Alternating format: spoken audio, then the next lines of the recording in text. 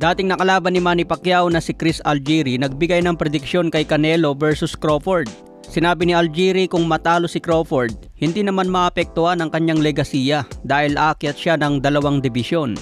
Ngunit kung si Canelo na ang matalo, malaking marka ito sa kanyang legasiya dahil natalo sa isang welterweight champion.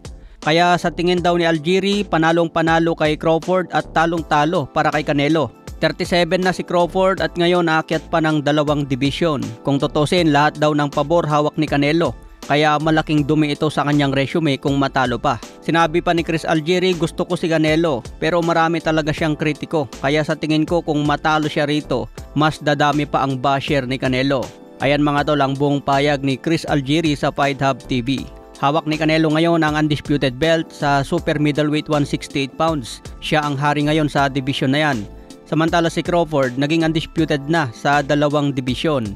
Naipon niya ang 4 na belt sa light welterweight. Pagdating naman sa welterweight division 147 pounds, nakuha niya ang undisputed matapos talunin si Errol Spence Jr. Kung manalo pa si Crawford kay Canelo, maging undisputed na ito sa 3 dibisyon.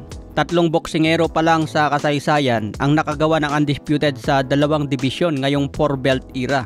Kabilang na si Naoya Inoue, naging undisputed sa bantamweight at super bantamweight.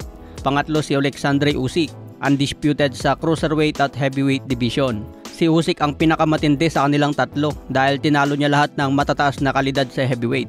2 beses tinalo si Anthony Joshua, 2 beses din tinalo si Tyson Fury, at 2 beses pa tinalo by TKO si Daniel Dubois. Si Deontay Wilder na lang ang hindi pa nakalaban ni Usyk. Pero tingin ko hindi rin uubra si Wilder dyan mga tol. Baka pwede pa noong edad 33 pa lang si Wilder. Pwede pang maka-score ng knockout.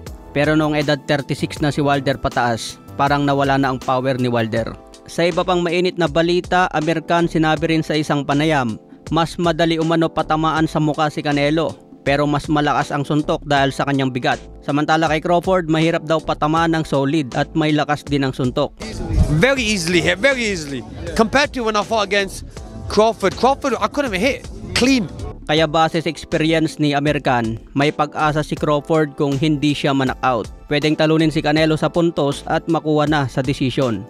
Ano sa tingin nyo dito mga tol? Kanino kayo tatalpak dyan? Canelo by knockout o Terence Crawford by decision?